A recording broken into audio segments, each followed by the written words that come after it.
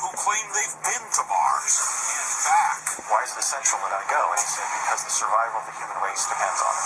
Eyewitness testimony. And then we see the screens through the clouds up into space. And dangerous confrontations. Everything you know is wrong. What you think is real is not. What you've been told are lies. There's been a coup on planet Earth, and it is our job to reveal it. There's only one team whistleblowers can trust with the truth. Bill Ryan, Jerry Cassidy, Shadow Operations, the Mars Project. Look at that. Right. Now, focus on the ridge. Yes. And sweep across slowly to the right. We were in a remote part of the Utah desert. My partner, Kerry Cassidy, and me, Bill Ryan. Every step in our investigation had led us here, out in the middle of nowhere. If our sources were correct, we were closing in on a military installation, a hidden base for a top-secret government space program, one that's been sending people to Mars. Let's go closer. But we'll get closer to that on the road. We knew we had to proceed cautiously. We did not want...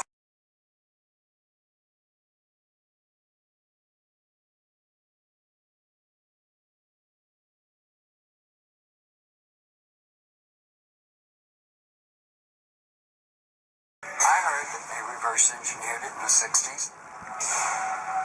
You're saying reverse engineered from an ET craft, right? Absolutely. What's the range and capability of these starships? Do you have any idea? It can do anything you want. You know, if you got ET technology, it would be pretty quick and pretty fast. If there is a secret Mars program, who's behind it? The US, China, North Korea, the Russians, or someone else? Does our government have access to ET technology? If so, why are they keeping it so secret? The whole reason for the cover-up is economics. It's money. If you don't have to pay for fuel, then the world changes dramatically. The banks live off of oil and gas. So they're just protecting their own It's interests. protecting the banks, and banks run the world. If Gordon Lavelle was correct, it could have huge implications for the future of the human race. This hidden technology could end world poverty. It could also put the energy corporations out of business. So it's all about energy, and energy determines finance, and that determines the Finance secrecy. determines the politics, which determines the secrecy. We couldn't simply take his word for it. We needed to find out exactly what was happening on Mars. The first clue lay in the NASA photographs he'd given us. Those photographs of the tubes,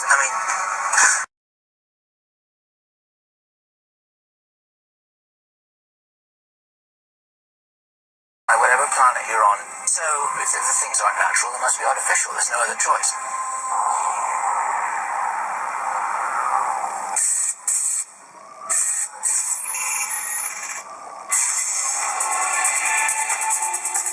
There was no time to waste.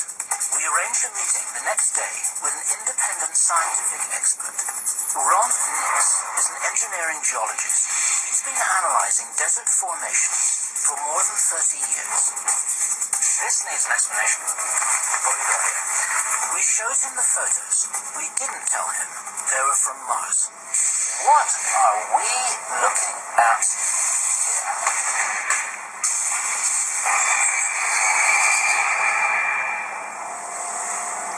You could be looking at the desert, but in my experience, I haven't seen anything that looks quite like that. Take a look at these crescent-shaped features. Do they not have a higher reflectance than the surrounding stuff? As if they're made out of material that's not the same as this? This feature here, The bright spot clearly has a much higher reflectance than anything else in that image. And you can really see it. Maybe it's an engineered structure. When I try to explain it with the principles that I'm used to, it does not look natural to me. Mars or not, Ron Nix would know a natural formation when he saw it. He said this wasn't natural. Well, let me ask you the question, where did you get these prints? We were given these prints by somebody who has significant insider connections. We were told that it's on Mars from NASA originals. I mean, We're not trying to put you on this no, that's okay. It's fascinating, but doesn't look natural to me. Okay. Thank you. So if the structures might not be natural, that meant they had to be engineered. But by whom? To answer that, we needed to talk to NASA watchdog and critic, Richard C. Hoagland. Hoagland said he'd meet with us, but we had to meet on his turf, the one place on Earth that most closely resembled Mars. So Richard, what would explain these structures on Mars? Well, not only could there be extraordinary ancient ruins, but we could be launching human missions to Mars.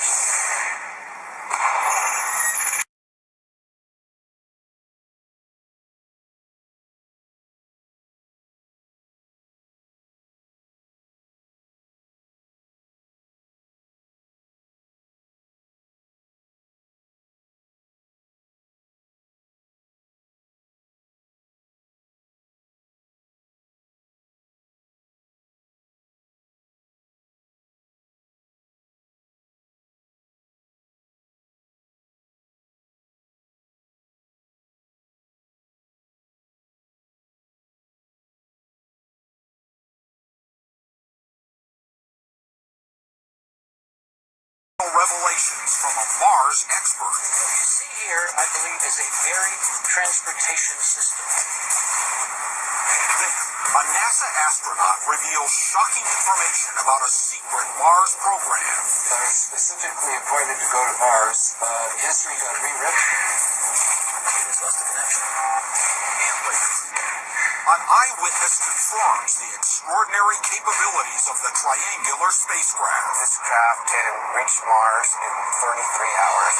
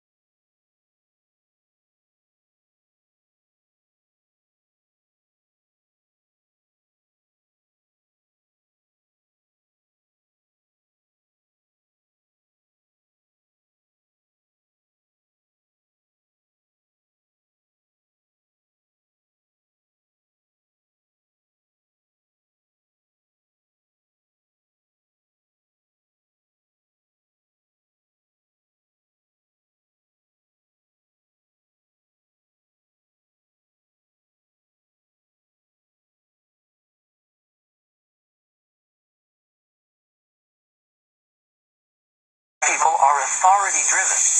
They take the voice of their experts over their own eyes. So your watchword is take a look for yourself. That's what you want to tell me. Take a look What for else yourself. do you have there? These are the pyramids located just to the west, on the space on Mars. You can see there's this incredible precise geometry.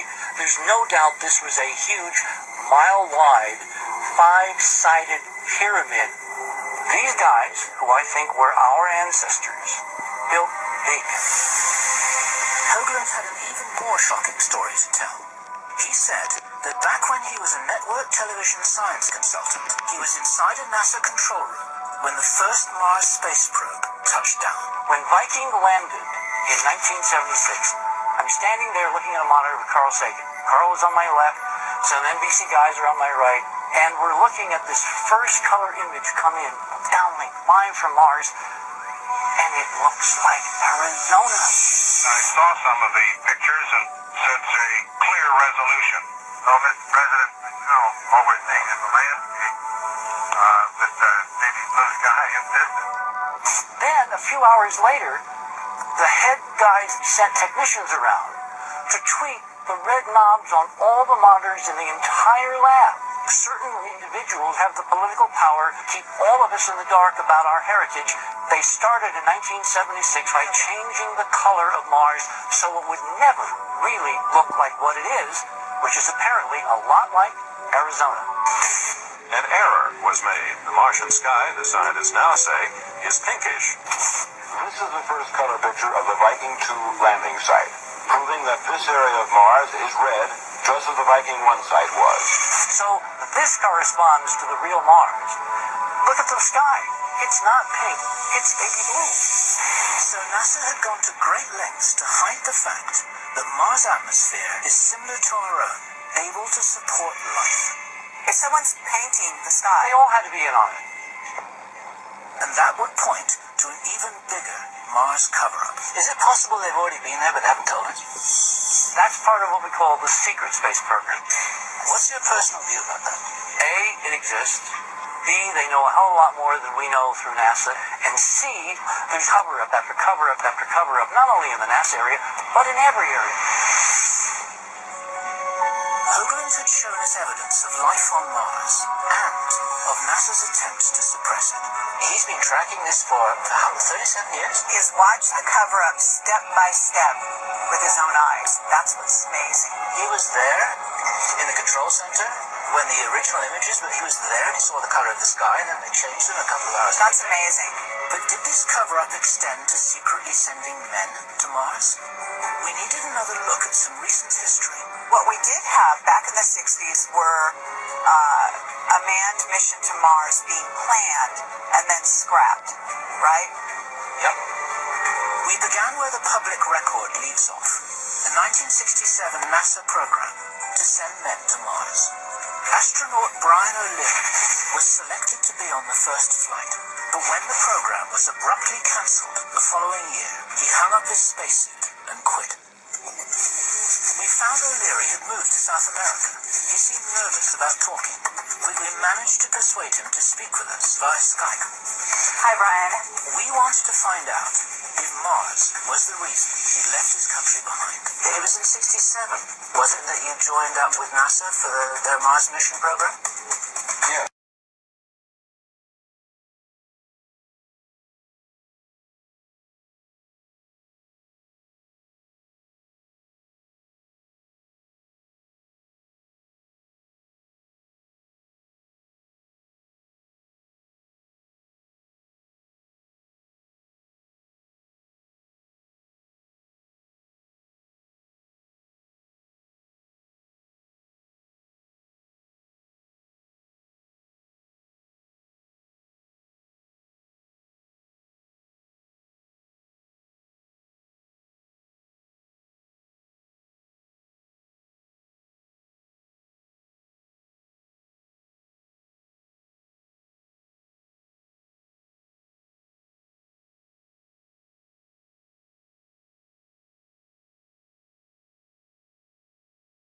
Premise, such as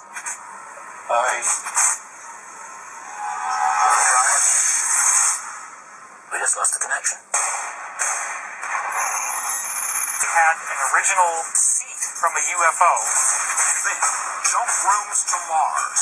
The Mars Traveler shows where he took off. The United States government has had operational teleportation capability since 1967.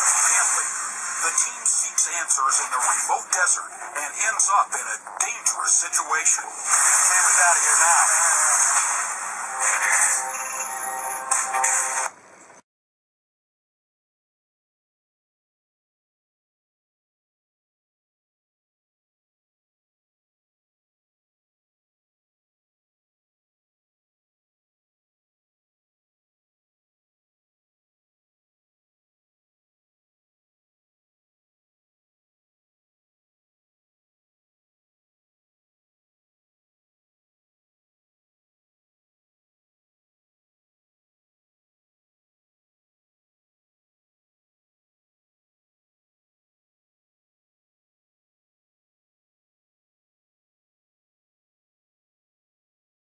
To share with the whole human race. Why keep it secret? We decided to reach out to David Wilcock, a writer and researcher into UFOs and ancient civilizations, who has inside information about the possibility of a secret Mars program. Among his contacts are insiders directly involved with the so-called Montauk Project, a secret program researching the very nature of space-time. Phase 1 began, I guess, in the early 1960s. Apparently what had happened was that they had an original seat from a UFO. The UFO had crashed, and they had taken the seat out, and then they had figured out how to set it up to a power supply. All the energy that's in the chair, that's focused by the operator's mind, is then sent into this antenna. And it's this sort of shimmering area, and then you actually go to wherever the person in the chair thinks about. So if he thinks about somewhere, then there will be a portal that opens up that actually goes there. It sounded like Wilcock was talking about space travel through teleportation. I asked him where he'd gotten this information. An insider witness I've spoken to, I've called Daniel. And he was telling you this was all real? Absolutely. He was an Air Force captain. He had a background in physics and engineering. But was he saying that they used the chair to travel to Mars? Is this what he said? Yeah. Daniel said that there was a mission to Mars and that they actually found ancient bases and that they're very extensive underground. Extensive ancient bases? Yeah, we're talking hundreds of thousands of years old. You're looking at this dry, dead, red planet that at one time apparently was a civilization just like ours. What happened to the ocean? Where did the oceans go? Well, that gets into Richard saying that the sky is not orangish, it's blue on Mars. So Mars, there's the atmosphere, right? yeah, Mars was like the Earth. Can we talk to Daniel? He's very fearful. Daniel's in hiding. He doesn't even want to be in the public eye because he signed a contract that authorized lethal force in the event that he ever told any of this stuff to anyone.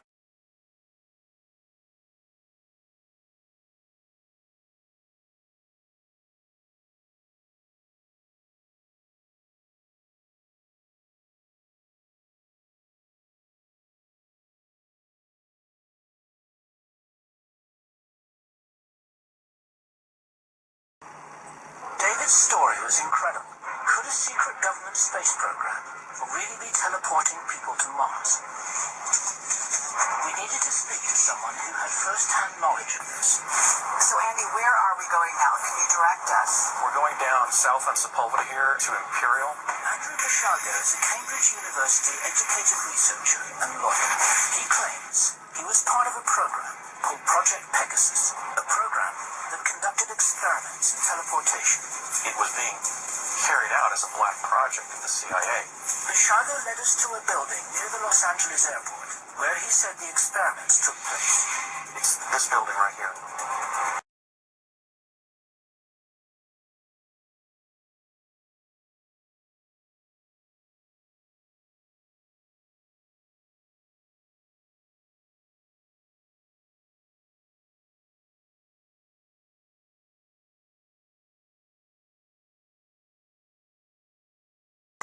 There's been a major facelift to the building. I must say, this is not what I was expecting. So the big picture future here. The United States government has had operational teleportation capability in which somebody can literally jump through a tunnel in the time-space continuum uninjured since 1967-68. I'm sorry to interrupt you, but how do you know this? I took 2 trips to Mars.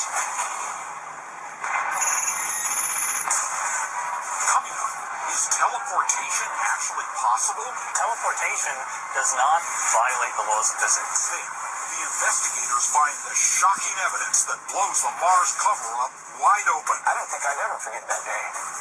And later, a dangerous face-off with Black Ops security.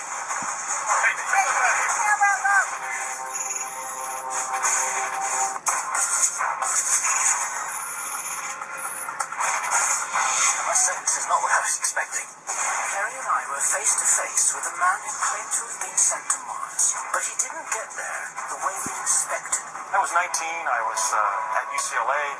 They put a CIA officer sort of in my life as a contact officer. I was asked if I wanted to go to Mars. I said, no, I don't want to go to Mars. And I finally said to him, why is it essential that I go? And he said, because the survival of the human race depends on it. What has the CIA got to do with interplanetary travel? I mean, why is the CIA involved with this at all? It was initiated by the United States Navy, ultimately organized around the Defense Advanced Research Projects Agency, or DARPA. But the thrust of it was gathering intelligence for the Central Intelligence Agency. We were actually hiding teleportation from Soviet spies in one of our defense labs during these years. Do you know if the Russians had this technology? I know that they were working on it. I know that we were several years ahead of them. Interesting. So maybe we weren't the only people teleporting to Mars. I asked him what was actually involved in getting there. We would jump from a office building, a CIA facility in El Segundo, California, to an underground location on Mars. We went up to the 8th floor. The lights began flashing. The box that kind of morphed and crunched into a cylinder. I could see this swirling pattern. The door opened in an underground base on Mars.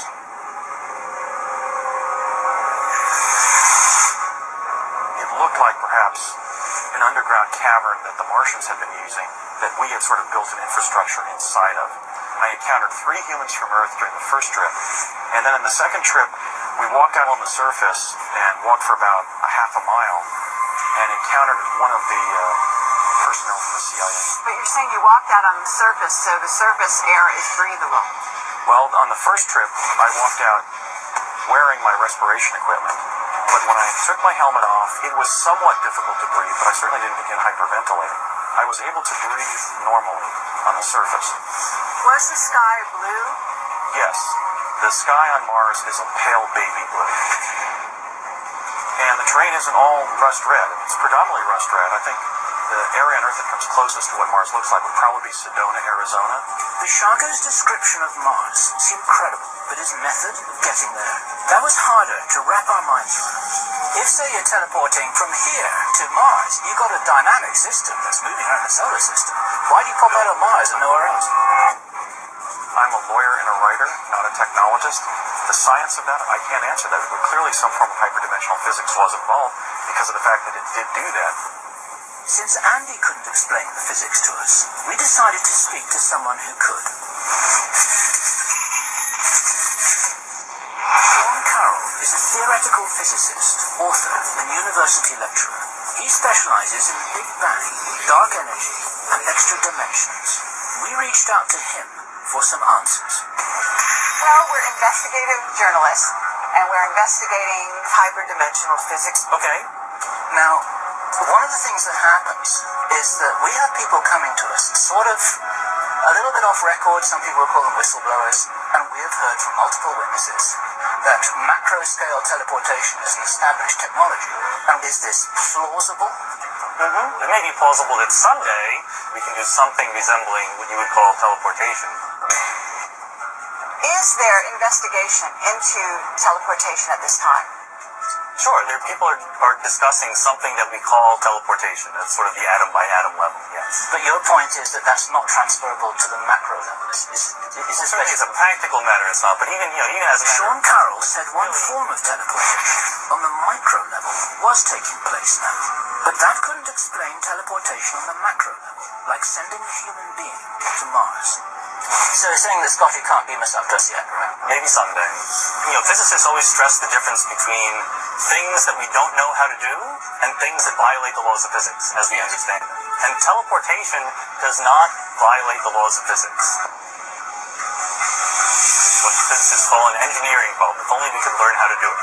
Sean Carroll had confirmed that teleportation was theoretically possible. I had one last question to ask him, one that might explain how it could be happening now. What if there was an extra dimension beyond the usual four of space and time? Imagine that this concrete pathway here, this is four-dimensional space-time which we will live in every day. If there was a fifth-dimensional wraparound, some people call it hyperspace, some people call it subspace, what mathematically would prevent stepping into that space, moving in that space, which doesn't take time because time's over here, and then reappearing in a different location in the world line? What we know is mathematically we can easily create scenarios just like that. But to do anything like move a macroscopic person into an extra dimension would require far more energy and far more technological capability than we have now or will have for the next couple centuries at least. It would take us several centuries to develop this technology on our own. But what if we had help? What if we had a prototype to work from? One that had come from another planet. Coming up, Bill and Carrie are on the verge of a major discovery. There's several vehicles right here all of a sudden. Oh my God. But will they make it past the Black Ops forces? They're watching what we're doing. These guys are tracking us every inch of the way.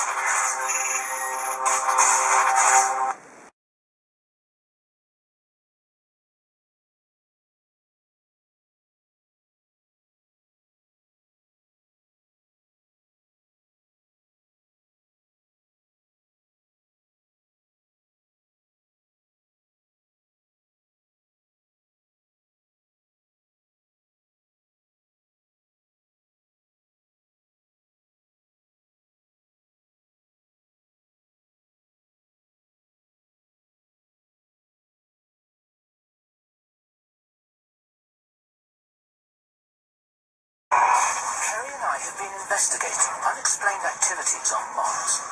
We decided to talk to the highest level source we could find, Bob Dean. Only he could help us put the pieces of this puzzle together. We really need your input. Robert Dean is the ultimate government black ops insider, a former Army Command Sergeant Major. He obtained NATO's highest security level, cosmic top secret, when he worked on a deep cover investigation into the potential threat of UFOs.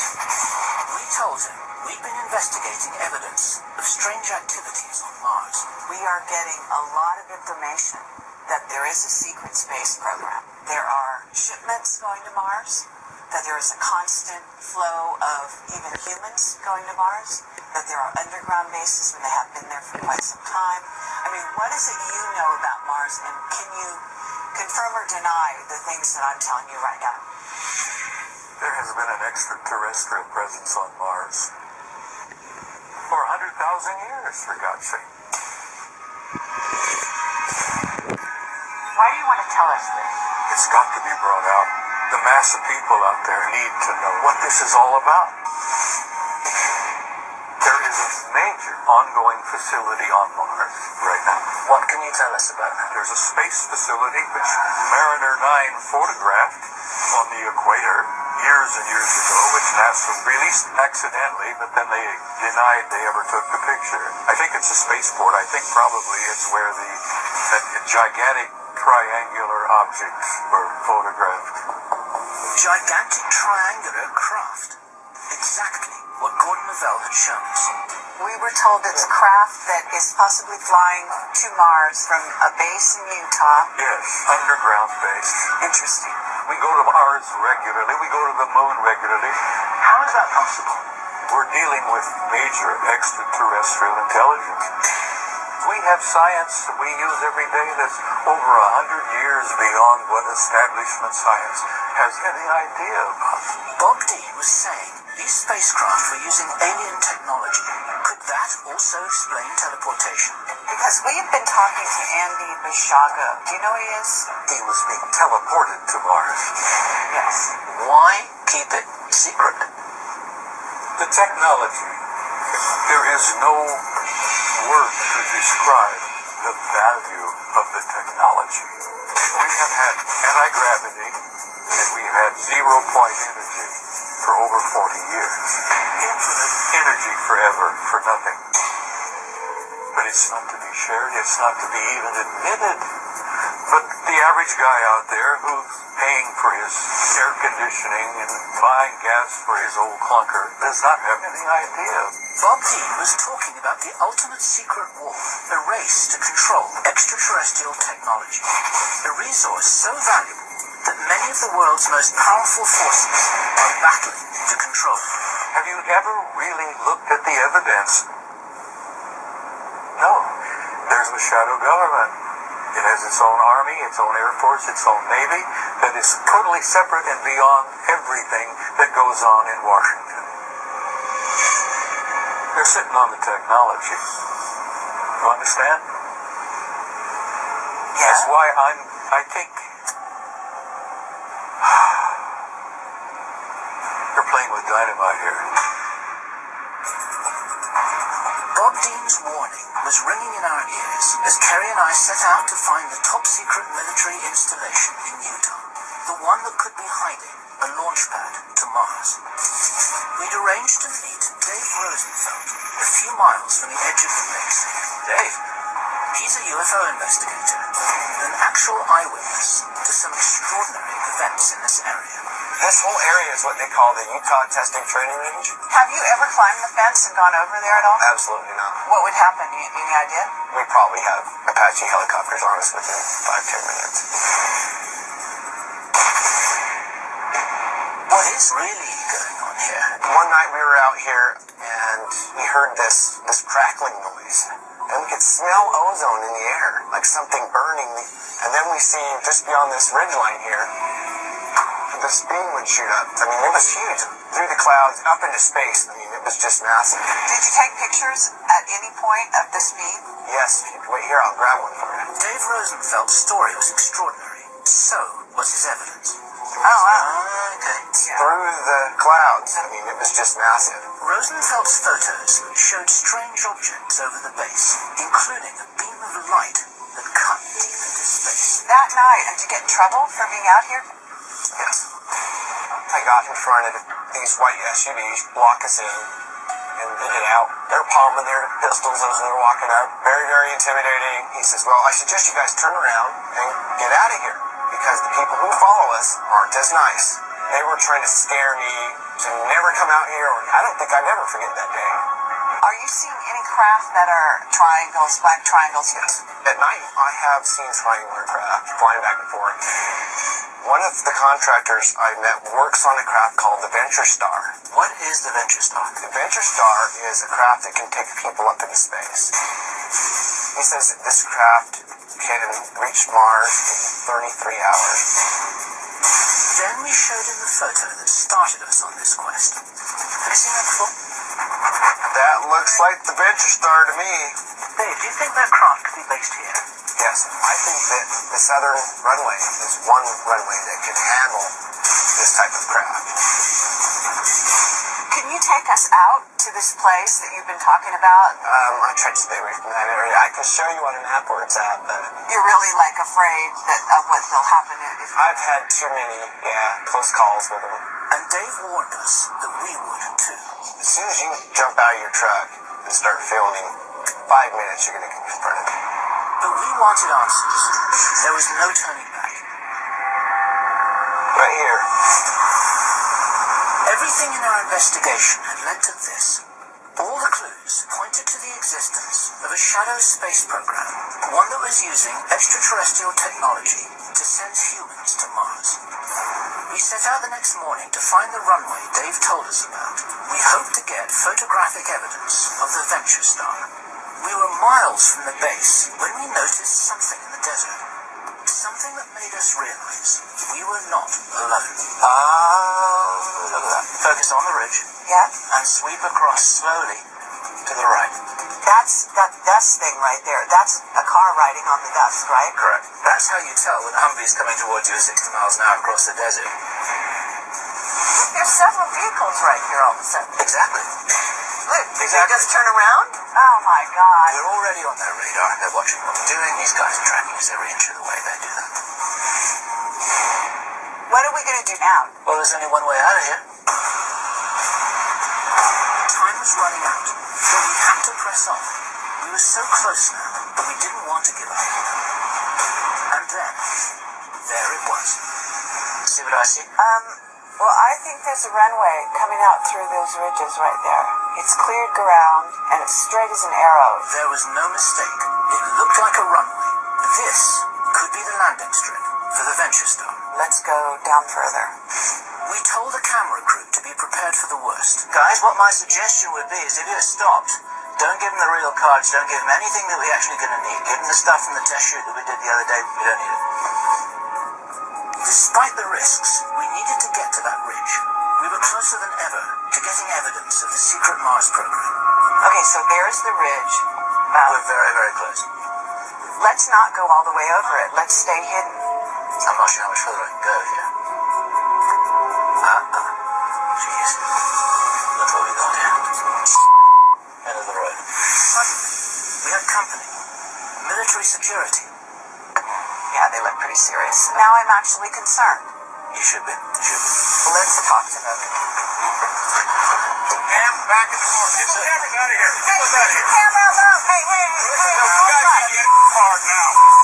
Hey, turn that camera off. This is our service area. Get the cameras out of here. Kerry Cassidy and I were in the Utah desert.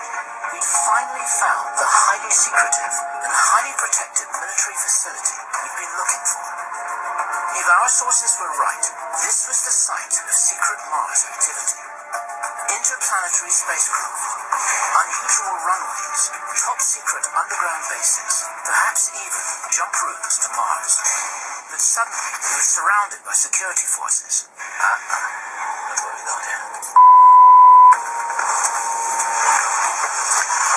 Can you tell us? Get the cameras out of here. Hey, leave the camera alone. Hey. In your car now. Yeah, so worry about it. You guys get in your cars now. Get the cameras out of here now. Leave immediately. We do need to have some organization. The cameras are off. The cameras are off. We never get arrested. Come on, they told us everything we need to know. Now we know where we are, Kerry. That's all right.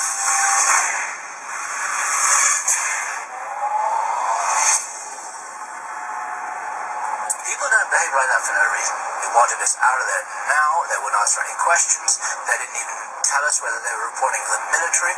They didn't have any insignias on their clothing or their car. There's something going on there they don't want people to see, and they were there to prevent us from going any further. They came at us at exactly the right spot, just that little ridge. We get run off the place, and that's enough to tell us that there's something worth hiding. What we're really talking about is Mars, and what this investigation has revealed.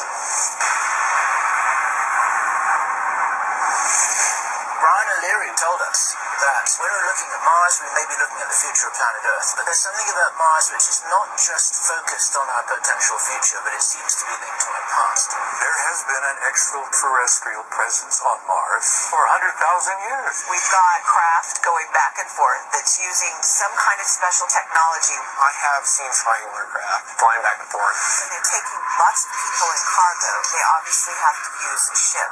We go to Mars regularly. If they have an individual, they can go into a jump room. We would jump from a office building to an underground location on Mars. What we've got is a range of puzzle pieces, and some of them fit and some of them don't fit, but the ones that don't fit are so interesting that we can't throw them away. We have a shadow government that is totally separate and beyond everything that goes on in Washington. What is the reason for the secrecy? There is a war going on here on Earth that is an unseen war. The idea of going to Mars, the idea of teleporting to Mars, the idea of having an advanced spacecraft, why not share that with the world? There's got to be an answer to that question. And the answer to that question has to be so important that none of us are permitted to know.